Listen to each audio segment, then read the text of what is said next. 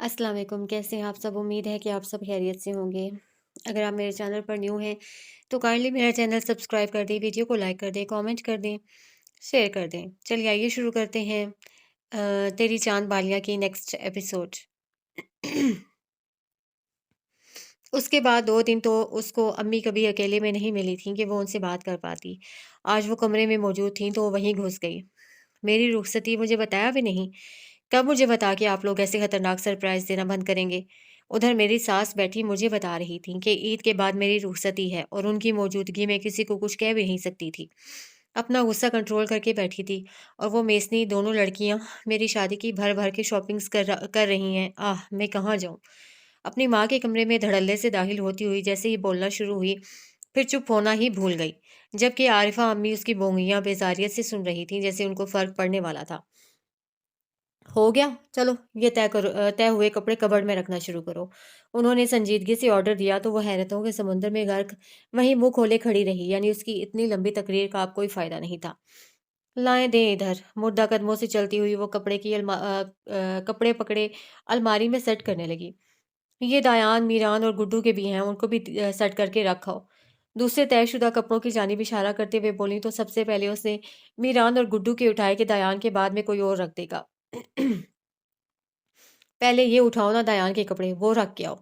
आरिफ़ा अम्मी ने उसे दूसरे कपड़े उठाते देखा, तो फ़ौरन घुरका जिस पे वो मुँह बना गई क्योंकि वो उससे बचना चाह रही थी और अम्मी जान कोई मौका हाथ से जाने नहीं दे रही थीं। न रूठे अंदाज में आगे बढ़ती, उसके कपड़े उठाती हुई सीढ़ियाँ चढ़ने लगी। जब अपनी आदत के मुताबिक नीचे आते दायान से टकराव हुआ। ध्यान कहाँ होता है तुम्हारा? अब की बार नरमी से कहने के बजाय वो सर्द लहजे में बोला, तो तहरीम ठिठकी, शर्मिंदगी से सर झुक गया।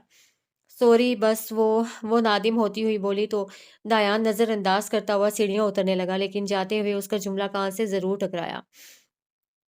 जानबूझ के टकराने का शौक है बस। इस जुमले से तहरीम को तो आग ही लग गई, लेकिन इससे पहले वो आगे बढ़ के उसको कुछ कहती, वो जा चुका था शायद बाहर लॉन में। बस इतनी भी क्या अब अकड़ है इंसान में, गलतफ़हमियाँ हो ही जाती हैं इंसान से। मुझसे भी हो गई कि एक लड़के को लड़की समझ बैठी। मैं शर्मिंदा हूँ, ये नज़र नहीं आ रहा इनको? अपना रवैया बदल के बैठ गए हैं मुझसे, जैसे मुझे परवाह है इसकी। गुस्से से उसके कमरे का दरवाज़ा खोलते बेड पे फेंकने के अंदाज़ में कपड़े रखे और बुड़बुड़ाती गई। अलमारी का दरवाज़ा खोले पटक-पटक के अंदर कपड़े रखने लगी। सही कहा, तुम्हें कहाँ परवाह है मेरी, तुम्हें तो बस अपनी सोची हुई बातों पे यकीन है, दूसरा चाहे जाए भाड़ में। तभी अपने पीछे से सर्द सपाट लहजे में की गई बात पे वो हड़बड़ा के पलटी। उसके चेहरे ही की जानिब देखते एक सर्द सी लहर जिस्म में सरायत कर गई। उसके अल्फाजों पे गौर किया तो एक बार फिर शर्मिंदगी ने आन घेरा। नहीं ऐसी बात नहीं, मुंह में बस उसे समझ ना आए अब के क्या कहे, तभी नजरें चुरा गई। खैर मुझे भी कोई फर्क नहीं पड़ता, तुम क्या सोचती हो, बाबा से बात करूंगा इस बारे में। अब के तुम शादी के लिए तैयार नहीं। उसके हद दर्जा संजीदा लहजे से वो तड़प के रह गई। अब इसका ये मतलब ही नहीं था। वो तो शायद ज़्यादा नाराज़ कर गई थी दयान को, जो अब उससे मुस्कुरा के भी बात नहीं करता था। कुछ देर में धनी की कॉल आने वाली है, उस दिन भी बात नहीं हो पाई थी, तो ज़रा तमीज़ से उससे बात कर लेना। उसको तुम्हारे एतराज़ात का कुछ मालूम नहीं और मैं नहीं चाहता कि उसे भिनक भी पड़े। दयान कहता हुआ सोफ़े पे जाके बैठ गया, जबकि लफ्ज़ तमीज़ पे तहरीम ने झटके से सर उठाया। मैंने कब बदतमीज़ी की आपसे जो ऐसा कह रहे हैं? उसका लहज़ा शिकवा लिए हुए था। दयान ने मोबाइल से नज़रें उठाते गहरी नज़रों से उसका जायज़ा लिया, जो खफ़की से उसकी तरफ देख रही थी। उसकी नज़रों से गायब होती तहरीम ने अपना रुख मोड़ लिया। कैसे हो हनी? तहरीम खामोशी से कबर्ड में कपड़े रख रही थी जब हनी की कॉल आने पे दयान ने पिक की। मैं तो अब तुम्हें नज़र नहीं आऊँगी ना, मिसेज़ जो आ गई है तुम्हारी अब। निस्वानी आवाज़ पे तहरीम चौंकी कि उसके हाथ पल भर को थमे थे। तुम्हारे शिकवे कभी मैं क्या ये हनी भी दूर नहीं कर सकता। दायान सर झटक के बोला तो हनी कहका अलगा उठा। तुम चुप ही रहो और दिखाओ मुझे मिसेस दायान साकिब। वो लड़की इंग्लिश में बोली तो दायान ने अचानक ही तहरीम को देखा, जो उनकी तरफ ही मुतवज्जे थी। अचानक देखे जाने पे वो सिट पिटा के रुख बदल गई और उनसे अनजान हो गई, जैसे वो वहां थी ही नहीं। खामोशी से उसकी कबड़ को ऐसे ही छानने लगी तो दयान ने गहरी सांस भरी और दोबारा मोबाइल की जानिब मुतवज्जे हुआ। वो बात नहीं करना चाहती, उसकी तबीयत ठीक नहीं अभी तो, फिर कभी करवा दूँगा। दयान ने फ़ौरन से बेशतर चालाकी दिखाई, जिस पे तहरीम कुढ़ के रह गई। अब वो लोगों के सामने उसको नखरे और एटीट्यूड वाला शो करवा रहा था। ओह दयान, कहीं तुम बहाना तो नहीं बना रहे? कल भी तुमने बात नहीं करवाई थी। दूसरी तरफ मौजूद लड़की ने मशकूक होते पूछा। जी, ये बहाना ही बना रहे हैं, वरना मैं तो यहीं हूँ। इससे पहले दयान कुछ कहता, तहरीम खुद उसके साथ ही सोफ़े पे बैठी दाँत पीस के बोली। जी, अस्सलाम वालेकुम। मैं तहरीम दायान, इनकी वाइफ़। वो दोनों तहरीम के अचानक बोलने पे खामोश हो गए और उसको देखने लगे जो अब घबराहट में उनको ही देख रही थी जैसे कुछ गलत कह दिया था। तुम तो बहुत प्यारी हो, पहले हनी की मिसेज़ बोलीं तो हनी को होश आया और वो इस बात की तायद करने लगा। दायान, तुम क्यों झूठ बोल रहे थे? हनी की मिसेज़ कड़े तेवरों से पूछने लगी तो वो गड़बड़ा गया, लेकिन फिर कदरे रिलैक्स होके कुछ कहने लगा, लेकिन उससे पहले ही तहरीम बोल उठी। इनकी शायद ज़बरदस्ती शादी हुई है ना, तभी मेरा इतना ज़िक्र नहीं करते ये। तहरीम ने तंज़ से भरपूर कहा और जताती हुई नज़र दायान पे डाली। ज़बरदस्ती? लेकिन ये तो रोज़ ही तुम्हारा ज़िक्र करता था। हनी की वाइफ़ ने अचंभे से कहा और तीखी नज़रों से दायान की तरफ देखा। तुम्हें लगता है कि मुझसे ज़बरदस्ती की जा सकती है? दायान ने उल्टा सवाल किया तो उन्होंने रिलैक्स अंदाज़ में सर हिलाया कि दायान ठीक कह रहा था। और बताओ तुम अपने बारे में प्यारी लड़की। अब वो तहरीम से बोली तो प्यारी लड़की के खिताब पे वो झेम गई, साथ ही सुर्खी चेहरे पे नुमायाँ हुई। ये तुम कर लो तारीफ, शर्मा गई मेरी अहलिया। दायान ने संजीदगी से कहा तो दूसरी जानिब से दोनों के कहके सुनाई दिए, जिस पे तहरीम ने खफीफ सा घूरा। ऐसे ही तहरीम छोटी-छोटी बातों का मुस्कुरा के जवाब देने लगी जब अचानक वो उछल पड़ी। हनी की वाइफ एला ने हैरानगी से पूछा कि क्या हुआ, तो वो दायान को देख के नफ़ी में सर हिला गई, जो संजीदा शक्ल बनाए मोबाइल स्क्रीन को देख रहा था। फिर तहरीम ने दूसरी साइड अपनी कमर की तरफ देखा जहाँ दायान का हाथ मौजूद था। हाथ हटाएँ, बज़ाहिर मुस्कुराती लेकिन दाँत पीसते हुए वो बोली तो दया ने सुन के भी अनसुना कर दिया। मुझे ज़रूरी काम है, मैं आपसे फिर बात करूँगी। कॉल के दौरान ही उसकी बेबाकियाँ जब बढ़ने लगीं तो तहरीम माज़रत करते जाने लगी कि लेकिन दयान के हल्का से खींचने पे उस पे ही जा गिरी। उसे बिल्कुल भी उम्मीद ना थी कि दयान इस दौरान कॉल ऐसी हरकत भी करेगा। वो बुरी तरह घबराती हुई उस पर से उठने की कोशिश करने लगी, लेकिन वो हनूज़ शरारत भरी नज़रों से देख रहा था उसको, जबकि एक हाथ में उसका मोबाइल था। हमें भी ज़रूरी काम है तो कॉल बंद करते हैं। एला गला खंगालते हुए कह के कॉल बंद कर गई तो दया ने मोबाइल साइड पे रखा और पूरी तरह से तहरीम की जानिब मुतवज्जे हुआ। क्या कह रही थी कि ज़बरदस्ती हुई है मेरे साथ? खुद पे झुकी तहरीम की कमर पे दोनों हाथ टिकाते हुए वो संजीदगी से पूछने लगा। मुझे नहीं पता, और ये क्या तरीका है बात करने का? छोड़ें। उसकी गिरफ्त में वो बिन पानी की मछली की तरह तड़पी थी। दया ने मज़ीद उसका झुकाव खुद पे महसूस किया तो वो उसकी गोद में गिरते-गिरते बची। उसने दयान के ही कंधे का सहारा लेते हुए फासला बनाया। शर्म नहीं आती आपको? रोज़े की हालत में ऐसी हरकतें करते हुए? अपनी घबराहट पे काबू पाते हुए वो अपना पूरा ज़ोर लगा के उससे पीछे होने में कामयाब हुई तो उसको शर्म दिलानी चाहिए। कोई गलत हरकत नहीं की, बस ज़ोजा से हल्की-फुल्की शरारत कर रहा था मैं तो। आँखों के साथ लबों पे मचलती शरारती मुस्कान। तहरीम ने उसको घूरा लेकिन वो असर किए बिना सोफ़े से उठा और कदम उसकी जानिब बढ़ाए।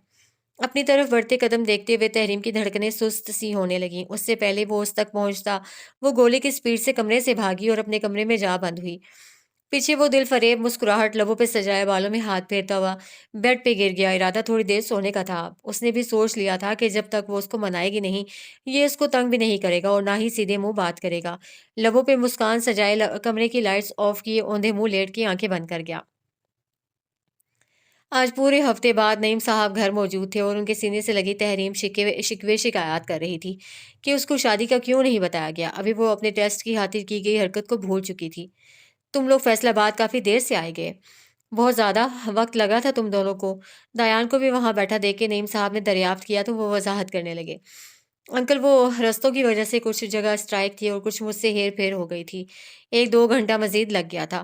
बात करते हुए उसने एक बार भी तहरीम पे निगाह नहीं डाली थी, जिस पे वो मज़ीद बेचैन हुई। दोनों से 2 दिनों से वो उसे मुसलसल नज़रअंदाज कर रहा था और अब तो परसों चाँद रात भी थी और जनाब अभी तक मूड ऑफ किए बैठे थे। तहरीम, आपने कोई मैसेज किया था, मसरूफियात की वजह से देखा नहीं गया मुझसे। मान याद आने पे नईम साहब ने कहा तो तहरीम का दिल ज़ोरों से धड़का। बेसाख्ता निगाह दायान की तरफ उठी, जिससे तभी उसे नज़र उठा के देखा, लेकिन फिर लाताल्लुक बनता गया, वापस दूसरी जानिब देखने लगा। तहरीम को उस पे रज के गुस्सा आया। अब इस मौका पे वो उसकी मदद तो कर ही सकता था ना, लेकिन नहीं। आखिरकार हिम्मत करते हुए उसने गहरा सांस भरा और अपनी रूदात सुनाने लगी। दायान की नज़रें दूसरी जानिब थी, जबकि दिमाग इसी तरफ। अपने बाबा के सीने से सर उठाते उसे सर झुका लिया। वो बाबा, मैंने इसमें बताया था कि मैंने दूसरे कॉलेज का भी टेस्ट दिया है। फैसलाबाद में इसी वजह से गई थी आपसे झूठ बोल के। मैंने ग्राफ़िक्स का भी टेस्ट देना था और तभी लिटरेचर और ग्राफ़िक्स दोनों का टेस्ट एक ही दिन और एक ही वक़्त पे आ गया। सर झुकाए वो आहिस्ता-आहिस्ता कहने लगी, साथ ही की नखियों से उनके तासुरात का जायज़ा लेने लगी, जिससे वो समझ ना पाई कि अभी वो कैसा रिएक्ट करेंगे। मैंने ग्राफ़िक्स का टेस्ट देना था तभी आपसे झूठ बोलते फैसलाबाद जाने का इरादा किया। लेकिन आपके अलावा घर में सबको मालूम है ये बात, चाहे पूछ लें उनसे और उन्होंने वादा भी किया था कि वो मेरा साथ देंगे।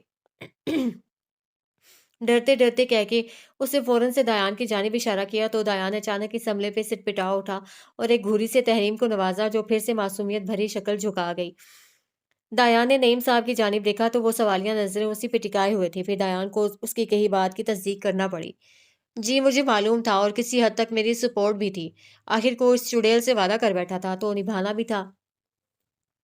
जब हम रास्ते में थे तब मुझे मेल आई कि लिटरेचर का टेस्ट 2 दिन आगे हो गया है।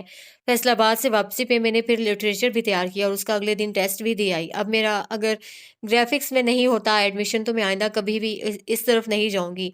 आई एम सॉरी लेकिन मैं ये गोल्डन चांस ज़ाया नहीं करना चाहती थी। आखिर पे वो शर्मिंदगी से मज़ीद सर झुका गई। आई एम रियली सॉरी बाबा, ये सारा आइडिया इनका था। दायान जो इस बात पे खुश और मुतमईन हो रहा था कि उसने सब कुछ अपने बाबा को बताया, खुद को घसीटे जाने पे तड़प के रह गया। मैं? मैंने? कब? दायान को तो झटका ही लग गया। वो आंखें फाड़े इस इल्ज़ाम पे तड़पा था, जब तहरीम उसको नज़रअंदाज करती हुई अपने बाबा को देखने लगी। मुझे दुःख तो हुआ था ये जान के कि आप मुझे बिना बताए ऐसी हरकत कर रही थीं। लेकिन दायान ने जब खुल के बात कही तो मैं समझ भी गया। अब की बार झटका लगने की बारी तहरीम की थी। जबकि दायान ने जलाने वाली मुस्कुराहट उसकी तरफ उछाली फिर लब आपस में भेंच लिए। मैंने जब भी लिटरेचर की बात की थी, आपने बस यही कहा था कि आपको इसमें इंटरेस्ट नहीं और ये नहीं पढ़ना चाहती, जबकि आपने कभी मुझे ग्राफ़िक्स में अपनी स्किल्स कभी दिखाई ही नहीं और ना ही अपने इस जुनूनी शौक का बताया था। बस आप लिटरेचर से इनकारी थीं। अगर आप मुझसे वाज़ेह अपने शौक और अपने टैलेंट को रख के बात करतीं, तो मैं सोचता भी ये तो सब मुझे दयान ने दिखाया और बताया कि आप ग्राफ़िक्स में ब्रिलियंट हैं और मज़ीद ये कि आपको कनाडा में भी अच्छी जगह एडमिशन मिल सकता है। नईम साहब उसके झुके सर को देखते हुए नरमी से बोले। अंदाज़ में सख्ती बिल्कुल ना थी बल्कि वो नरमी से समझा रहे थे जिस पे तहरीम वक़्फ़े-वक़्फ़े से सर हिला रही थी। लेकिन कनाडा के ज़िक्र पे इसने झटके से सर उठाया। कनाडा? क्या आप मुझे कनाडा भेजेंगे पढ़ने के लिए? उसने बेयकीनी से पूछा तो अब की बार वो हल्का-सा हँस दिए। शादी नहीं करनी क्या आपको? दायान वहीं तो रहता है, तो जब शादी होगी तो आप आसानी से वहाँ स्टडी भी कर सकती हैं। वो तो हल्के-फुल्के अंदाज में बोले जबकि तहरीम अभी सदमे में थी कि और कितनी बातें छुपाएँगे सब। अब रुखसती करके उसको कनाडा भी रुखसत करने का इरादा था उनका। उसका तो मूड ही खराब हो गया। वहीं बैठे-बैठे लेकिन दिल में गुदगुदी सी हुई ये जान के कि वो कनाडा में भी पढ़ सकती थी। आप नाराज़ तो नहीं हैं अब? बाकी सारी बातें साइड पे करते हो उसने मेन बात जानना चाही जिसकी वजह से वो बेचैन भी थी। नहीं, मैं नाराज़ नहीं, आप बेफ़िक्र रहें और अपने रिज़ल्ट आने का इंतज़ार करें क्योंकि मैं मेन फ़ैसला तो रिज़ल्ट देख के ही होगा ना। उसको तसल्ली देते हुए बोले तो तहरीम फरते जज़्बात में उसके सीने में आ समाई। दायान ने मुस्कुराते हुए बाप-बेटी का प्यार देखा। इमोशनल सीन ख़त्म हुआ तो बाकी की यंग पार्टी भी तशरीफ़ ले आई। सबको बैठा देख नईम साहब ज़रूरी काम का कहते वहाँ से उठ खड़े हुए। मुझे सबसे पहले ये बताया जाए कि किस-किस को मालूम है कि मेरी रुख़सती कब है?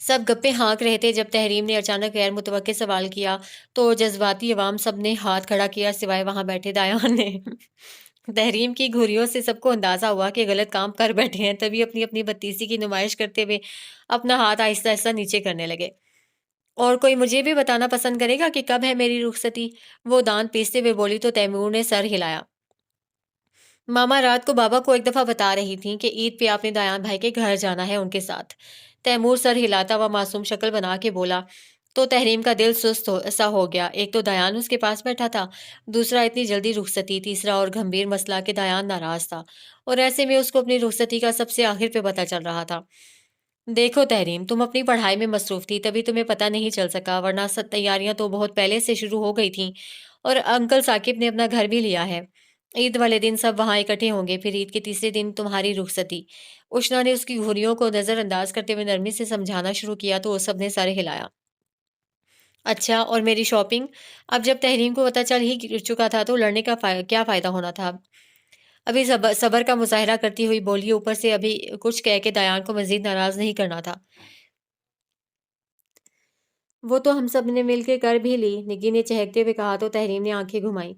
तो मुझे अभी बताने की क्या ज़रूरत थी? ऐन रुखसती वाले दिन ही बताते, ताकि मैं खुद को तैयार तो रखती कि मेरी रुखसती है। तहरीम गुस्से से लाल पीली होती हुई बोली तो दयान के लबों पे मुस्कुराहट मचलने लगी, जबकि सबका मुश्तरका कहकहा फिजा में गूंज उठा। नहीं, रुखसती से पहले बताना ज़रूरी था, वरना क्या भरोसा उसी दिन हमारे साथ जाने से ही आप इनकार कर देती और हमारा भाई तड़प के रह जाता। मीरान ने भी शरारती लहजा अपनाते तड़का लगाया तो तहरीम ने पास पड़ा कुशन उसको दे मारा। वैसे आपकी 2-3 चीज़ें लाने वाली रहती हैं, ख़ास करके आपका जोड़ा आज मिलना था, तो दायान जी के साथ जाके आप ले आएँ आज। निगी ने उसका मूड बहाल करने को कहा, तो तहरीम मोहम सा मुस्कुराई कि चलो इसी बहाने दायान के साथ थोड़ा वक़्त अच्छा गुज़रेगा ना। मेरी तरफ से माज़रत, मुझे बहुत ज़रूरी काम से जाना है, तो आप अपनी तहरीम बीवी जी को कहें कि मीरान के साथ चली जाएँ। दायान वहाँ से उठता हुआ बोला और तहरीम के नाम पे अच्छा ख़ासा ज़ोर दिया कि तहरीम का दिल कट के रह गया उसकी बेरुखी पे। मेहरून भाई जाएँगे तो मैं भी जाऊँगा। तैमूर ने वहीं बैठे-बैठे हाँक लगाई। मैं जाऊँगा तो ज़ाहिर है उष्ना भी जाएगी मेरे साथ। मीरान ने सोफ़े पे पाँव पसारते हुए कहा। मेहरून जी आप ऐसा करें सबको ले जाएँ माँ सिवाय मुझे। तहरीम जले दिल से कहती हुई उठी और जाके किचन में गुम हुई। सबने उसके रवैये पे एक-दूसरे को देखते हुए कंधे उचकाए। मीरान ने मिसेज़ साकिब से कहते दयान को राज़ी करवाया कि वो तहरीम को शॉपिंग पे लेके जाए, तो नाचार उसको मानना पड़ा। अब इफ्तार के फ़ौरन बाद वो दोनों शॉपिंग के लिए रवाना हुए थे। दायान तो किसी चीज़ में दिलचस्पी नहीं ले रहा था, जबकि तहरीम भी ऐसे ही मुँह उठाए कभी एक चीज़ तो कभी दूसरी चीज़ देख रही थी। कुछ लेना नहीं है क्या? बस ऐसे ही फिरने के लिए आई हो? दायान ने उकता के पूछा। ज़हर ढूँढ रही हूँ, मिल नहीं रहा। तहरीम दाँत पीसते हुए बोली तो दायान ने मुस्कुराहट रोकी। क्यों? तुम्हें क्यों इसकी ज़रूरत पड़ गई? दायान हैरान होने की अदाकारी करता हुआ बोला। किसी को मार गिराने का इरादा है। लबों पे तमस्कुर उड़ाती मुस्कान सजाते हुए वो बोली तो यकायक उसकी मुस्कान गहरी हुई। जब सज धज के आओगी तो मार ही गिराओगी। वो मायने खेज सा बोला तो दायान ने उसके चेहरे पे कोसों कज़ा के रंग बिखरते देखे। बिना उसकी बात का जवाब दिए वो एक ज्वेलरी शॉप में दाखिल हुई। बालियों और झुमकों के काउंटर पे खड़े होते वो करीबन 1 घंटे में 10 जोड़ियां खरीद चुकी थी। दायान ने उसकी पसंद को सराहा भी। ऐसे ही छोटी-मोटी ज्वेलरी की चीज़ें खरीदते काफ़ी वक़्त गुज़र गया ना महसूस अंदाज़ में वो उसको अपनी राय भी देता गया साथ-साथ। वापसी पे उन्होंने तहरीम का ब्राइडल जोड़ा पिक करना था, तो ऑर्डर पे तैयार किया जा रहा था। यहाँ एक और दुःख ताज़ा हुआ कि उसकी पसंद का जोड़ा भी नहीं था। अब उसका जोड़ा देखने को भी दिल नहीं कर रहा था। घर वापसी तक तो कोई ख़ास बात ना हुई थी दोनों में। अगला दिन तो उसने सबसे लड़ाई में गुज़ारा कि क्यों उसको किसी काम में शरीक नहीं किया गया था। ऊपर से रुख़सत कर भी रहे तो कनाडा के लिए। मैं इतनी बुरी लगती हूँ ना आप सबको, मुझे 7 समुंदर पार भेज रहे हैं सब। ये जुमला उसने हर एक घर के फर्द से कहा था, जिस पे सबने बेज़ारियत से उसका ड्रामा देखा था और जिसके लिए कहती थी वो उसको देख भी नहीं रहा था। मिसेस साकिब तो उसकी बातों पे ही हँस रही थीं, फिर उसको मुस्कुराते गले से लगाया और उसको प्यार से समझाया कि वो हर साल यहाँ मिलने ज़रूर आएँगे और फिर अभी 1.5 माह था इनके पास वापस जाने में। ईद के बाद तो वो अपने नए घर में शिफ्ट होने वाले थे। अब यहाँ तो नहीं रह सकते थे ना रुखसती के बाद। साल में एक बार का सुनते तो तहरीम मजीद रूहानसी हुई। एक दिन भी घर से बाहर ना रहने वाली, साल साल बाद आके मिला करेगी सबसे। ये बात उसको मजीद उदास कर गई। आज भी मिसेस साकिब और आरिफा अम्मी फुप्पो तीनों मिलके मॉल गए थे। बाकी की ज़रूरी चीज़ें लेने। लड़के अपनी शॉपिंग कर आए थे। रात में दायान के अलावा सब यंग पार्टी चची जोइला समेत लॉन में बैठे थे जब चौकीदार ने आके इतला दी कि नगीन के कोई जानने वाले आए हैं। नगीना तो पहले खुद पे चौंकी, फिर नाम सुन के झटके से उठी और हड़बड़ाती हुई अपना जूता पहनने लगी। इधर-उधर देखते शायद भागने की जगह तलाश कर रही थी कि कहीं छुप जाए जाके, जबकि सब उसकी बेवकूफ़ों वाली हरकतें मुलाहिज़ा कर रहे थे। नगीना हसीना की हालत देख के लगता है कि उसके मंगेतर साहब तशरीफ़ लाए हैं यहाँ। मीरान ने उसकी दुगरगूं हालत देखते हुए तीर फेंका जो सही जगह लग भी गया। हाय मीरान जी, आपको कैसे पता? अब मैं कहाँ जाऊँ? वो तो मुझे यहाँ रुकने भी नहीं देगा, साथ ले जाएगा। किसने बताया उसको मेरा पता? नगीना नाखून चबाते हुए परेशानी से बोली तो उष्णा और तहरीम की हँसी निकल गई उसकी हालत देखते। सकून से बैठोगी, कुछ नहीं हो गया। अगर आया भी है तो वो बता दिया होगा घर वालों ने यहाँ का एड्रेस। चची ने आराम से कहा तो वो मज़ीद हल्कान हुई। इंस्टाग्राम की स्टोरीज़ से देखता आया होगा। मीरान ने मज़े से मेहरू को खुद पे बिठाते हुए कहा। हो ही नहीं सकता। सबसे पहले ब्लॉक ही उसको किया था। निकी दाँत निकालते हुए अपना कारनामा बताने लगी तो सबके मुँह खुले इसकी बात पे। उस बेचारे को अंदर तो बुलाओ। मीरान ने तवज्जो उसके मंगेतर की तरफ करवाई तो चौकीदार ने उसको अंदर आने का कहा। सबकी नज़रें दरवाजे की जानिब उठीं, जहाँ एक खूबरू नौजवान अंदर दाखिल हुआ। ड्रेस पैंट पे ब्लैक ही शर्ट पहने, बालों को अच्छे से सेट किए वो पढ़ा-लिखा नौजवान ठाड़ से चलता हुआ अंदर आया। वो तो कहीं से भी पेंडू टाइप नहीं लग रहा था। मीरान जल्दी से उठा और उसको वेलकम किया। मैं बुरहान, नगीन का मंगेतर। उसने अपना तारुफ़ करवाया तो मीरान ने अपना और उसे साथ ही अंदर आ गया। नगीन तुम्हारे शर्मिंदगी के मुँह छुपाने की जगह ढूँढ रही थी। निग्गी यार, तेरा बंदा तो बड़ा हैंडसम निकला, कभी बताया क्यों नहीं तुमने? उष्णा ने उसको कोहनी से ठोका मारा तो वो होश में आई और एक हल्की सी मुस्कुराहट दिखाते वापस लब भेज गई। कैसी हो? बुरहान निगी के करीब आती मुस्कुरा के पूछने लगा। मैं ठीक हूँ, आप सुनाओ? वो नर्वस सी होती बोली तो अपना हाल बताने लगा।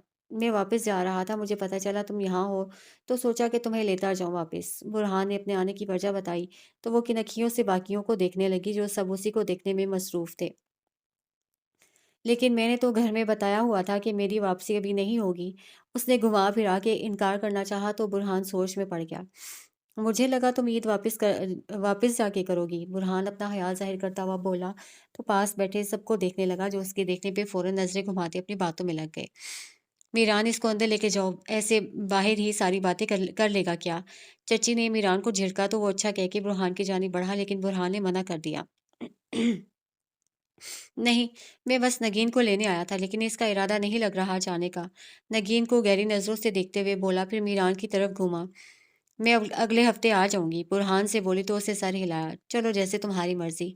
उसने कंधे उचकाए और वापस जाने को मुड़ा। मीरान और चची के कहने के बावजूद वो रुका नहीं था और वहां से चला गया। हालांकि रात का वक्त था, लेकिन वो नहीं माना। उसके जाते ही सबने निगी को आड़े हाथों लिया। तुमने कभी जिक्र तो नहीं किया था और ऐरे गैरों को क्रश बनाती फिरती थी। देखो तो तुम्हारा खुद का मंगेतर कितना हैंडसम था। चची ने उसको मायने खेज नजरों से देखते हुए कहा तो वो शर्मा गई। बस इसीलिए नहीं करती थी कि आप लोग छेड़ोगे। वो हल्की आवाज में मिनमिनाई तो तीनों खवातीन हंस दी। अच्छे खासे पढ़े लिखे लग रहे थे। उष्णा ने तबसरा किया तो निगी फखरिया गर्दन अकड़ाई। हमारे गांव में सबसे ज्यादा पढ़े लिखे हैं। पसंद की मंगनी की है। मैं उनके चाचू की बेटी हूँ, शोकिया शहर आई हूँ। निगी दांत निकालती हुई अपने बारे में बताने लगी तो सबने दांत देने वाले अंदाज में अबरू उचकाए।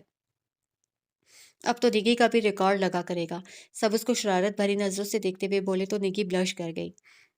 आज चांद रात थी तो सब उसकी तैयारियों में मसरूफ थे। तहरीम ने 3-4 बार दायान से बात करना चाहिए लेकिन वो उसको नजरअंदाज करता ऐसे ही गुजर जाता। अब तो उसको फिक्र होने लगी थी कि एक तरफ रुखसती की तैयारियां, दूसरी तरफ रूठा हुआ सैयां। क्या हुआ, तुम ऐसे क्यों बैठी हो? चची जोइला तहरीम को ऐसे ही लॉन में बैठा देख पूछने लगी जो मुंह लटकाए हुए थी। होना क्या है, आपका दामाद मुझसे रूठा पड़ा है। खैर मुझे भी फर्क नहीं पड़ता, लेकिन यू नो रुखसती है तो ये ना हो कि इनकार ही कर दे। पहला जुमला कहते ही चची उसको मायने खेज नजरों से देखने लगी तो फौरन से गड़बड़ा के बात बदली। नाराज क्यों है? चची ने बज़ाहिर संजीदगी से पूछा तो तहरीम जांचती नजरों से देखने लगी। बस ऐसे ही, मैं पहले ठीक से बात नहीं करती थी ना, तो अब वो नहीं कर रहे। लापरवाही से कंधे उचकाते हुए तहरीम ने कहा और बाहर गेट की तरफ देखने लगी। हाँ तो हिसाब बराबर। चची ने जैसे बात ही खत्म कर दी। अरे नहीं ना, अब समझे तो मुझे अच्छा नहीं लग रहा ऐसा उनका नाराज होना। मैं क्या करूं? वो बेबस सी हुई तो चची खिलखिला उठी। तो मनाओ ना उसको। मैं कैसे मनाऊं? मेरी सुने तब ना, वो मुंह बना के बोली तो चची ने उसकी अक्ल पे मातम किया। पागल, अकेले में मनाओ उसको, कहो तो आइडियाज दूं मैं? चची जुमानियत से बोली तो तहरीम ने नासमझी से देखा। ये जिस तरह आप मुझे देख रही हैं ना, मुझे ऐसे मशवरे नहीं चाहिए। फिर उनकी शरारत समझकर वो सुर्ख पड़ती हुई वो फ़ौरन बोली तो वो कहका लगा उठी। पागल, वो हँसती गईं। आज चाँद रात है तो थोड़ा नए अंदाज़ में मनाओ उसको। वो आँख दबा के बोलीं तो तहरीम के लबों पे हल्की-सी मुस्कुराहट आ गई। इफ्तारी के बाद लड़कियों ने शोर सा मचा लिया। हर तरफ चाँद रात का। छत पे चढ़ती नारे लगाने लगीं। साथ ही अलीम से फरमाइश की कि वो उनको बाहर ले जाए ताकि वो थोड़ा घूम फिर के आएँ। अलीम मान गया तो मीरान भी उनके साथ बाहर निकला। नगीन अच्छी खूबसूरत मेहंदी लगा लेती थी तो सबने फैसला किया कि आज निकी को घेरना है और उसको सोने नहीं देना जब तक मेहंदी ना लग जाए। बाहर निकले तो रास्ते में उन्होंने मीरान को बहुत तंग किया। कभी किसी दुकान पे रुकवाती गाड़ी तो कभी किसी। अभी भी वो भरपूर जिद किए एक स्टॉल के सामने खड़ी गोलगप्पे खा रही थीं, जबकि मीरान उनके बड़े-बड़े मुँह खोलते हुए देख रहा था। वैसे नज़ाकतें चेक करो इनकी, और गोलगप्पा खाते हुए सारी नज़ाकत साइड पे करके भैंस जितना मुँह खोल लेती हैं। गाड़ी से टेक लगाए खड़ा वो उनको घूर रहा था, जो सरेआम दाँत भी निकाल रही थीं। वो तो शुक्र था कि यहाँ इतना रश नहीं था, वरना अभी वो उनको कभी यहाँ रुकने नहीं देता। मीरान, रुको ज़रा, मुझे एक चीज़ लेनी है। फूलों का लगा स्टॉल देखते तहरीम ज़ोर से चीखी तो उसने उकता के गाड़ी रोकी, क्योंकि अब घर जाने का वक्त हो गया था और उनकी फरमाइशें ख़त्म नहीं हो रही थीं। 1 मिनट बस। वो जल्दी से गाड़ी से उतरी और एक खूबसूरत सा छोटा सा गुलाब के फूलों का गुलदस्ता ले आई। ये क्यों? उष्णा ने पूछा तो वो हल्का सा नफ़ी में सर हिला गई। लगता है किसी को मनाने की तैयारी हो रही है। मीरान ने लतीफ़ सी सरगोशी की क्योंकि तहरीम साथ ही बैठी थी तो आसानी से सुन पाई। फिर रख के उसके कंधे पे एक चपत रसीद की। उष्णा जब तुम उससे नाराज़ हो ना तो हफ्ता-हफ्ता ना मानना। उसने साथ ही उष्णा को बीच में घसीटा जिस पे वो सिरपिटा उठी। अब घर में उनके भी रिश्ते की बात चल चुकी थी। इसमें उष्णा को क्यों पट्टियाँ पढ़ा रही हैं आप? वो तड़प के बोला तो तहरीम ने कंधे उचकाए। दायान को बताता हूँ, करता है आपका वो इलाज। वो भी धमकियाँ में इस लहजे में बोला तो अब की बार तहरीम ब्लश कर गई। चाँद रात थी, हर तरफ खुशियों भरे कहकहे गूंज रहे थे। लड़कियां लाउंज में बैठी कुशन फैलाए मेहंदी से हाथ रंग रही थीं। वही बड़ी ख़वातीन कल ईद के दिन की तैयारियों में मसरूफ़ थीं। जब सब बारी-बारी मेहंदी लगवा चुकीं, तो तहरीम अपना बाजू आगे किए जल्दी से बैठी तो निकी ने उकताहट भरे अंदाज में मुँह फेर लिया। क्या अब मेरी बारी है? ऐसे मुँह क्यों बना रही हो? वो जितनी खुशी से उसके पास आई थी, वैसे ही उसकी मुस्कुराहट मान पड़ गई। आपकी शादी है 2 दिन बाद, तो तब लगाऊँगी वरना रंग ख़राब हो जाएगा। वो हरी झंडी दिखाती हुई बोली तो तहरीम का चेहरा लटक गया। इतने शौक से आई थी वो लगवाने, यही तो उसके शौक थे। चूड़ियाँ, मेहंदी, बालियाँ। अब मेरी ईद मेहंदी के बगैर कैसे होगी? वो कहती हुई वहाँ से उठ गई। पास ही ऊपर सोफ़े पे बैठ के मुँह फुला लिया कि उष्णा और निगी ने अफ़सोस से नफ़े में सर हिलाया। अभी वो हल्के सब्ज़ रंग के कुर्ते में मलबूस थी, बाजुओं को कोहनियों तक फ़ोल्ड कर रखा था कि मेहंदी लग जाएगी। बालों को आज जोड़े में कैद किया हुआ था, कानों में आज छोटी-छोटी बालियाँ मौजूद थीं। तभी वहाँ मेहरू भागती हुई आई और उसके हाथ में मेहंदी थमाई कि मुझे लगा दे। मेहरू को गोद में बिठाते उसे छोटा-सा फूल बना दिया, तो उसने जायज़ा लेने के लिए मेहरू ने दूसरे हाथ से ख़राब भी कर दिया। तहरीम अपना सर पीटती रह गई। मुझे सीधे हाथ पे छोटा-सा डिज़ाइन बना दो बस। 2 मिनट बाद तहरीम फिर से नीचे आते बैठ गई और अपनी हथेली खोल के उसके सामने की। एक पल तो निगी ने उसको घूरा, दूसरे पल वो सर हिला के उसको लगाने लगी। साथ ही वो उष्णा से बातें करने में मसरूफ़ हो गई कि उसको पता ना चला कि निगी उसके हाथ पे क्या नक्शो-निगार बना रही थी।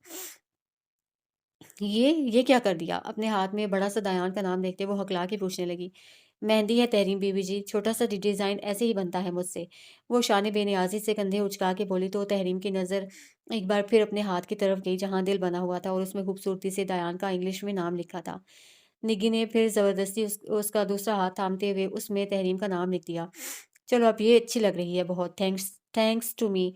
निग्गी उसके दोनों हाथों में नाम देके मोहब्बत मोहब्बत भरे लहजे में बोली तो तहरीम हूँ करके उठी और फिर सोफ़े पे बैठ गई।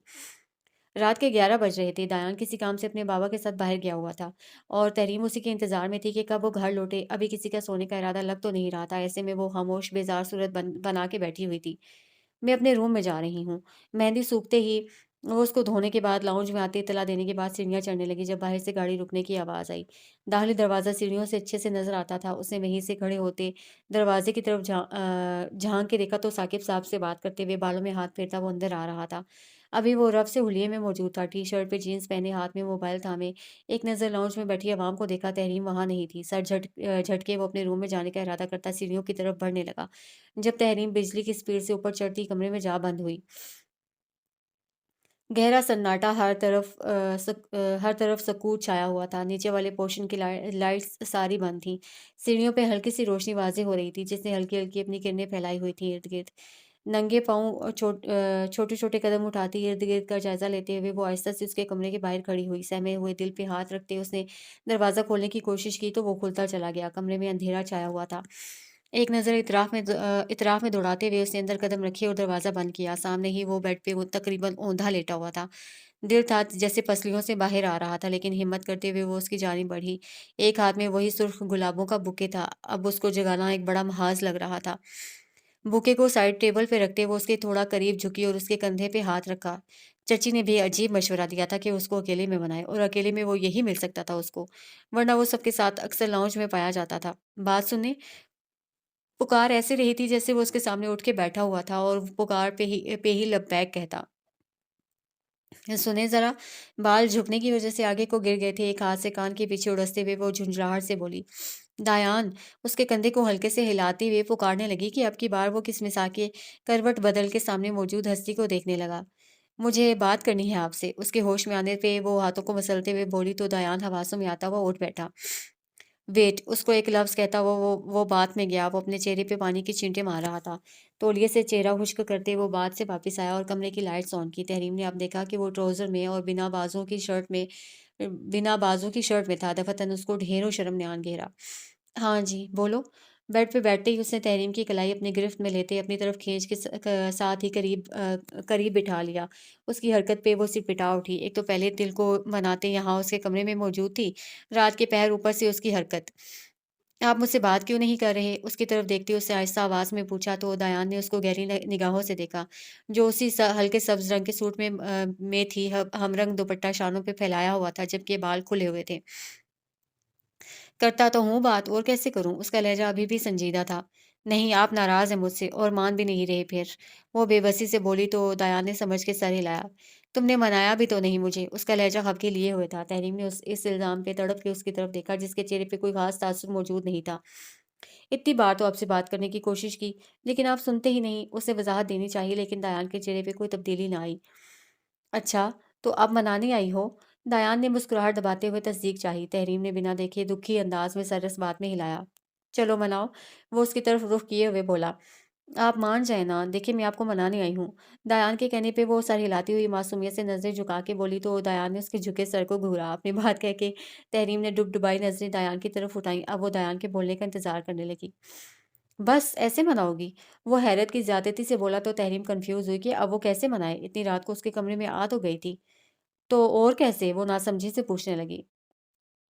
कैसी लड़की हो, शोहर को मनाना नहीं आता अफ़सोस। दयान उसकी अकल पे मातम करता हुआ बोला तो मज़ीद उलझी। अब ऐसे कौन से तरीके थे जो उसको नहीं मालूम थे? कभी तफ़सील से बताऊँगा कि कैसे मनाते हैं। अभी तो तुम अपनी जान पे इतना रिस्क लिए मेरे रूम में आ गई हो, तो मैं अपनी नाराज़गी ख़त्म कर देता हूँ। दयान ठंडी आह भरता हुआ एहसान करने वाले अंदाज़ में बोला तो तहरीम के दिल से जैसे बोझ उतर गया कि चलो मान गया, वो खुशी-खुशी आराम से ईद मना सकती थी। थैंक्स, अब मैं चलती हूँ। वो मसरूर लहजे में बोल के उठने लगी तो दयान ने उसका हाथ पकड़ के खुद पे गिराया, जिस पे वो बौखला उठी। इतनी जल्दी क्या है? आ गई हो तो मुझसे भी शुक्रिया वसूल करती जाओ मुझे मनाने का। उसके चेहरे से बालों की लट को पीछे करते हुए शरीर लहजे में बोला तो तहरीम की सिट्टी गुम हो गई। नहीं, मुझे जाने दें, किसी को पता चल जाएगा। उसकी नज़रों से ख़ाइफ़ होते वो दूर होने लगी, लेकिन उसने ऐसा करने से बाज़ रखा। इतनी रात को यहाँ आने का मशवरा किसने दिया था तुम्हें? बहुत नेक मशवरा था। उसके रुखसार पे हल्का सा बोसा देते वो मध्यम लहजे में बोला कि तहरीम की धड़कनें उसके लम्स पे साकित हुईं। दायान हटें पीछे। वो मज़ीद कोई जिसारत करके उसकी जान खुश्क करता तहरीम मचलती हुई उसके हिसार से निकली। उसके सुर्ख होते चेहरे को देखते दायान ने बेसाख्ता ही कहका लगा उठा। ये फूल तुम लाई हो?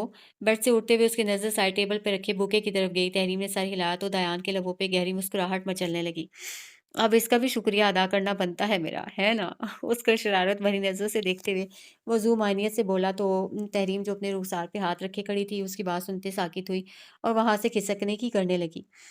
बस मैं जा रही हूँ, फिर कभी शुक्रिया अदा कर लीजिएगा। उसकी निगाहों का मतलब समझते हुए वो जल्दी से दरवाज़े की तरफ बढ़ी, तो दयान भी आहिस्ता से उसके पीछे आया। तहरीम जैसे ही दरवाज़ा खोल के बाहर निकली, बाहर खड़े 2 अजूबों को देखते डरते हुए हल्की सी चीख मारते वापस कमरे में जाने लगी, जब दरवाज़े के पास खड़े दयान से टकराई। तुम दोनों यहाँ क्या कर रहे हो? दायान ने मीरान और गुड्डू को देखते हुए पूछा, जो मज़े से दीवार के सहारे टेक लगाए खड़े थे। हमें लगा था कि यहाँ डाका पड़ेगा, लेकिन ये तो खुद डाका डाल आईं। मीरान ने तहरीम को देखते हुए अल्फाजों पे ज़ोर देके तंज़िया कहा तो तहरीम खफीफ-सी होती सर झुका गई। इनसे निपटना भी एक अजीब मरहला था। कल का ड्रेस देने आई थी मुझे, दे दिया, अब अपने रूम में जा रही थी। वो हटो पीछे। तायान ने तहरीम की साइड लेते उसकी जान खुलासी करवानी चाहिए, लेकिन मीरान इतनी जल्दी उसको छोड़ने के मूड में नहीं था। कल का ड्रेस, वो भी इस टाइम? मीरान ने आंखें बड़ी करते हैरानगी से पूछा। ड्रेस देने आई थी तो ये गालों पे लाल लाल क्या कहते हैं इनको गुड्डू? वो क्यों लगा हुआ है? वो सोच अंदाज में गुड्डू से मुखातिब हुआ तो गुड्डू सर हिलाता हुआ उसको इन्फॉर्मेशन देने लगा। ब्लश ऑन मीरान भाई, ब्लश ऑन। गुड्डू ने संजीदगी से कहा तो मीरान की आंखें चमकी। देखा, सारी लड़कियों वाली चीजों का पता है इसको। खैर, वही ब्लश ऑन। वो क्यों लगा हुआ है इनके गालों पे? मीरान के तफ्तीशी अंदाज पे पूछने पे बेसाख्ता ही तहरीम का हाथ अपने रुखसारों पे गया, जबकि एक खफगी भरी निगाह दायान की तरफ उठाई। मीरू, बकवास ना करो, तहरीम को रास्ता दो। दायान अब की बार सख्त लहजा अपनाता हुआ बोला तो मीरान और गुड्डू का कहका बेसाख्ता था। देख रहे हो गुड्डू, लोग अब ऐसी मुलाकातें करते हैं छुप छुप के। मीरान गुड्डू की गर्दन के गिर्द बाजू फैलाते हुए मजे से बोला और उसको घसीटते हुए शराफत से कमरे की तरफ चल दिया। उनके जाने के बाद तहरीम ने खफीफ सी नजर दायान पे डाली, फिर वो भी कमरे में जाने लगी कि दायान ने उसकी कलाई पकड़नी चाहिए। हरगिज़ नहीं। उसका इरादा समझते हुए वो बिदक के दूर हुई और कमरे में जा बंद हुई, जिसमें दायान बालों में हाथ फेरता रह गया। नाराज़ तो वो पहले भी नहीं था, बस उसको एहसास दिलाना चाहता था कि वो उसके साथ गलत कर रही थी, उससे ठीक से बात ना करके। वो तो इंतज़ार में था कि कब वो उसको मनाने आए। अब जब वो आ गई थी, सब बातें पसे पुश्त डाले उसने भी दोस्ती कम, मोहब्बत का हाथ ज़्यादा बढ़ाया था। मोहब्बत कमबख्त चीज़ ही ऐसी है, ना आगे दिखती है, ना पीछे। बस दरमियान में खड़ा महबूब नजर आता है, सादगी में भी क़यामत ढाता हुआ। दयान लबों पे गहरा तबस्सुम बखेरे बेड पे चित लेटा तहरीम को सोचने लगा। उसकी रुखसारों की गहरी सुर्खी उसको मज़ीद जसारत करने पे उकसाती। उसकी आंखों की मासूम इल्तिजा, हाय तहरीम, वो ठंडी आह भरता रह गया। मिलते हैं सुबह ईद, फिर फुर्सत से। वो बुड़बुड़ाता हुआ वापस पहले वाली पोजीशन में गिर गया। खूबसूरत सुबह, खूबसूरत आगाज़, सीढ़ियों की चहचहाती आवाज़, इसमें तहरीम की चीखों पे घर बेजार सा। आपको मालूम है, मुझे रात को मेल आई थी, मैंने टॉप किया ग्राफिक्स के टेस्ट में। आह! मैं कितनी खुश हूँ। हर एक गुज़रते इंसान को पकड़ती वो चमकती आँखों से खुशी खुशी भरे चेहरे से बता रही थी। पहली-पहली बार बताने पे तो वो सब खुश हुए थे, लेकिन जब वो मुसलसल एक ही राग अलापी जाए तो सब बेज़ार हो चले थे। बस कर दे तहरीम बीबी, मेरी इंस्टा फैमिली भी बेजार हो गई है आपकी चीखों पुकार से कब से एक ही जुमला। तैयार-श्यार निगी पुप्पो के कमरे से निकली तो साथ ही तहरीम को लताड़ा। अरे वाह निगी, इतनी प्यारी लग रही हो। उष्णा भी अपनी तैयारी मुकम्मल करते हुए वहां आई और उसको देखते हुए सराहती हुई बोली। पिस्ता रंग की खूबसूरत फ्रॉक में उष्णा अपने बालों को खोले मुकम्मल तैयार थी। हाथों पे गहरी मेहंदी का रंग खूबसूरत लग रहा था। निगी भी मैरून शेड के खूबसूरत से सूट में मलबूस थी, साथ ही लबों पे मैरून रंग चढ़ाया हुआ था। परांदा आगे की तरफ आज भी घूम रहा था। मेरी भी बनाओ अच्छे से। निगी तस्वीरें बनाता देख उष्णा भी आगे आई जब वो मोबाइल लेके साइड पे हुई। पहले मैं जी ज़रा बुरहान जी को भेज दूँ, सुबह-सुबह पैगाम आया था। चेहरे पे खूबसूरत रंग लिए वो कुछ शर्माती हुई बोली तो तहरीम जो सोफ़े पे चढ़ी हुई थी अचानक ही हूटिंग करना शुरू हुई। ये क्या नहुसत फैलाई है तुमने? तैयार क्यों नहीं हुई? सब आते होंगे नमाज़ पढ़ के, क्या सोचेगा दयान? जाओ, जाके तैयार हो तुम। तभी वहाँ आरिफ़ा अम्मी पहुँची और तहरीम को ऐसे ही बेपरवाह हुलिये में देखते सबके सामने क्लास ले ली। जा रही हूँ। वो मुँह बना के उठी और आँखें घुमाती हुई सीढ़ियाँ चढ़ने लगी। 5 मिनट में सब मर्द हज़रात ईद की नमाज़ पढ़ के घर वापस लौट आए थे। सब लाउंज में बैठे एक-दूसरे को ईद मुबारक कह रहे थे। चची ज़ोइला और आरिफ़ा अम्मी तैयार करदा खुरमा प्लेटों में सजाए सबको पेश कर रहे थे। आज शाम को दयान की फैमिली अपने घर में शिफ्ट होना था और सबने उन्हीं के साथ वहाँ जाना था, एक पुरलुत्फ़ शाम को एन्जॉय करने। तहरीम किधर है? नेम साहब ने अपनी बेटी को ना पाते हुए सवाल किया। इस सवाल पे दयान की बेचैन नज़रें भी आरिफ़ा अम्मी की तरफ उठीं। उसके दिल का सवाल जो किया गया था, आंखें उसको ढूंढ रही थीं, लेकिन वो यहाँ थी नहीं।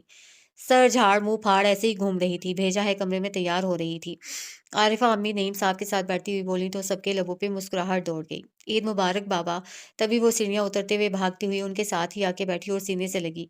आपकी बेटी ने टॉप किया है टेस्ट में, अब तैयार रहें मुझे किसी अच्छी यूनिवर्सिटी में एडमिशन दिलाने के लिए। बिना कोई इधर-उधर की बात किए सबसे पहले खबर ही यही सुनाई। वाक़ई ये तो खुशी की बात हुई कि हमारी गुड़िया ने टॉप किया।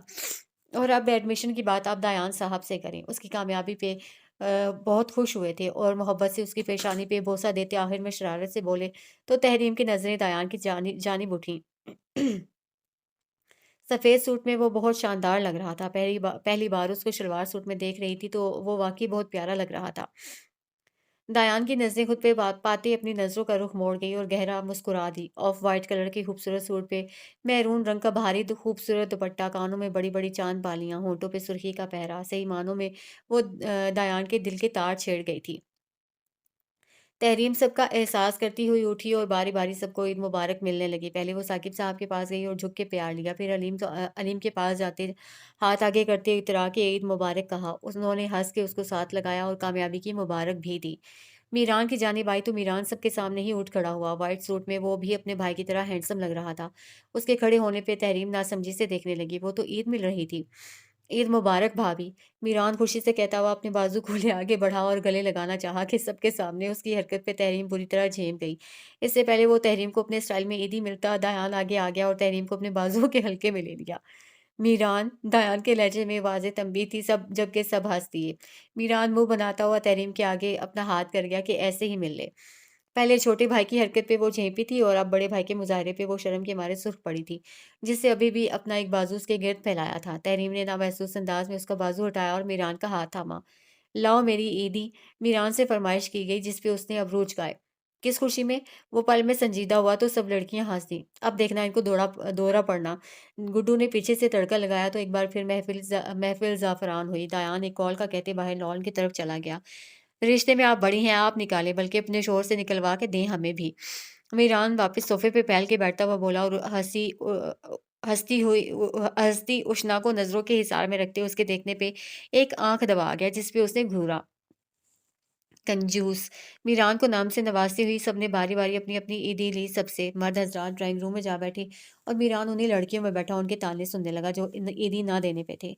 वो भी बेनियास ऐसे ही बैठा रहा। अलीम अलीम रूम से बाहर निकले तो ज़ोइला चची को देख के रुक गई, फिर करीब आते उनके कान में कुछ सरगोशी की, जिस पे शर्मीली सी मुस्कान ने उनके लबों का अहाता किया।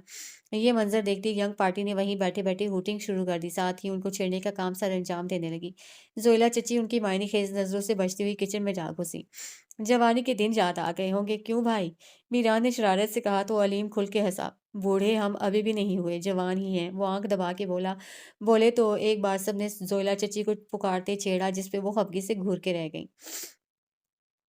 सबसे नज़रें बचाती हुई तहरीन बाहर दायान को देखने आई जो कॉल सुनने निकला हुआ था। अपना दुपट्टा ठीक करते वो दरवाजे के बाहर खड़ी होती एक तायराना निगाह लॉन पे डाली, लेकिन वो नज़र ना आया। बाहर आते वो लॉन के दूसरे हिस्से की जानिब गई, जहाँ वो फ़ोन कान से लगाए खड़ा मुस्कुरा के बात कर रहा था। उसको अपनी तरफ आता देख वो गहरा मुस्कुराता मोबाइल फ़ोन बंद करने लगा। हनी, मैं बाद में तुमसे बात करता हूँ। हाँ, अपनी भाभी से भी कर लेना, पहले मैं कर लूँ ज़रा। वो कहता हुआ कॉल काट गया और मोबाइल पॉकेट में डाले उसकी तरफ बढ़ा। तहरीम को एक पल को लगा कि यहाँ अकेले में आते गलती कर दी थी, क्योंकि वो इस्तेकाक भरी नज़रों से उसका भरपूर जायज़ा ले रहा था। तहरीम उससे 2 कदम पे फासले पे खड़ी हो गई तो दयान ने ये फासला भी मिटाते उसका हाथ थामे अपनी तरफ खींचा जो बिल्कुल उसके साथ आ लगी। इस उफ्ताद के लिए वो तैयार तो ना थी, तभी घबरा गई। मुझसे ईद नहीं मिलोगी? गंभीर लहजे में अपनायत भरा शिकवा किया गया। तहरीम ने निगाह उठाते उसके चेहरे को देखा जो महव से उसी को तक रहा था। मिलने लगी थी, लेकिन आप बाहर आ गए। उसके सीने पे हाथ धरे वो मध्यम लहजे में बोलती दायान को बहुत प्यारी लगी कि बेसाहता ही उसका इज़हार करने को झुका। क्या कर रहे हैं? हम बाहर खड़े हैं। अपने माथे पे उसका लम्स महसूस करते घबराते हुए उसको टोक गई, क्योंकि इज़हार के मामले में वो वाक़ई बेबाक तबीयत रखता था। ईदी भी ना मिलूँ अब, तुम तो मिल नहीं रही। वो खफगी लिए बोला तो तहरीम खिलखिला उठी। तो ये क्या है? तहरीम अपनी पोज़ीशन की तरफ इशारा करती हुई बोली जो वो इसके साथ खड़ी थी। ना तुमने लफ्ज़ों से ईद मुबारक कही और ना ही किसी अमल से। वो अभी भी कंधे उचकाता हुआ बोला तो तहरीम ने घूरा। ईद मुबारक। उसकी आंखों में देखती हुई वो बिल्कुल आहिस्ता से बोली तो अब की बार उसके एहतजाज को खातिर में लाए बगैर वो बेबाक जिसारत कर गया कि वो काँप के रह गई उसकी मनमानी पे। खैर मुबारक। उसके चेहरे पे कोसे कज़ा के रंग देखता वो मबहूत हुआ था। साथ ही पॉकेट में हाथ डाले कुछ निकाला। तहरीम के कानों में मौजूद बालियाँ उतारते हुए हाथ में मौजूद खूबसूरत सी सोने की बालियाँ पहनाने लगा। ये वही डिज़ाइन था जो एक बार तहरीम ने उसके साथ टकराते हुए बाली गिरा दी थी। ये तुम्हारी वाली बाली का डिज़ाइन कॉपी किया, मुझे ये ज़्यादा पसंद आई थी। उसके कान की ज़ीनत बनाते हुए उसके बालों पे आहिस्ता से होंठ रखते हुए बोला, तुम्हारी खूबसूरत चाँद बालियाँ। वैसे एक बात बताओ, कुछ याद आने पे दायान बोला तो उसने उसकी तरफ देखते जैसे जानना चाहा। तुम्हें ऐसा क्यों लगा कि मैं लड़की से बात करता हूँ? 1-2 बार दयान के ज़हन में आया था कि वो पूछे, लेकिन भूल जाता था। अब याद आया तो पूछ बैठा। वो आप इतने प्यार से बातें करते थे तो मुझे लगा कि लड़की है, और अक्सर आप उर्दू में बात करते भी नहीं थे, तो मुझे लगा कि प्यार भरे जुमले आप लड़की को ही बोल रहे हैं। वो अपनी सोच पे थोड़ी शर्मिंदा सी हुई तो दयान खुल के हँस दिया। इतने करीब उसकी हँसी को देखते हुए तहरीम भी मुस्कुराने लगी। मोहब्बत की कोंपलें जो खिली थीं, वो अब कलियों की सूरत इख्तियार कर गई थी। बदगुमानी के बादल कब से ख़त्म हो चुके थे, तो नन्ही पत्तियाँ फैलती हुई दिल में नए जज़्बात पैदा कर गई थीं। उसकी हँसी की गूंज में तहरीम को फ़िज़ा भी महकती हुई महसूस हुई। हवा के हल्के-हल्के थपेड़े उसके बालों से खेल रहे थे। मुक़ाबिल उसको अपने सहर से आज़ाद करने से इनकारी था। परसों के लिए तफ़सीली मुलाकात रखते हैं, अभी के लिए फिर से ईद मुबारक।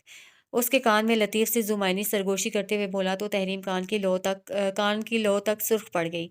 बेसाख्ता ही उसने फ़ासला बढ़ाना चाहा, तभी पीछे से आवाज़ सुनते हुए वो हड़बड़ा के फ़ासले पे खड़ी हुई थी। हमें अंदर बातों में लगा कि यहाँ ईद मिलन हो रही है। मीरान का हबगी से भरपूर लहजा तहरीम शर्म से दोहरी हुई थी, जबकि बाकी यंग पार्टी भी उनको शरारत भरी नज़रों से देख रहे थे। फिर दायान को घुरियों से नवाजता अपना दामन बचा गया, जबकि तहरीम इन सब की बातों में फंस के रह गई। निगी तो बाकायदा अपना मोबाइल ऑन करते साथ साथ स्टोरीज लगाती गई। आप लोगों का कपल सबको इतना पसंद है कि मुझे तो कभी कभी अपना मंगेतर बुरहान भूल जाता है। निगी हसरत से अपना मोबाइल सबके सामने करती हुई इन दोनों की खींची हुई फोटो दिखाती हुई बोली, जिसमें तहरीम दायान के हिसार में खड़ी थी, लेकिन उसका चेहरा नजर नहीं आ रहा था। निगी की बच्ची, ये कोई दिखाने वाली पिक थी। शर्म और गुस्से से सुर्ख पड़ती हुई वो निगी पे चढ़ दौड़ी जो अपने बचाव को भागी थी। पीछे सभी कहकहा लगा उठे। हेलो जी, मीरान ने उष्णा को आंख दबा के कहा तो वो थप्पड़ का इशारा करने लगी, जिस पे वो लोफरों की तरह पीछे गिरने को हुआ कि गुड्डू ने थाम लिया। ये मेरी छोटी बीवी हमेशा संभाल लेती है मुझे। गुड्डू के पकड़ने पे वो जान लुटाती नजरों से गुड्डू को देखने लगा जो कानों को हाथ लगा गया। खुशियों से भरा हुआ दिन जलवा गर था और सबकी खिलखिलाहटों से महका था। ख़त्म शो दी एंड।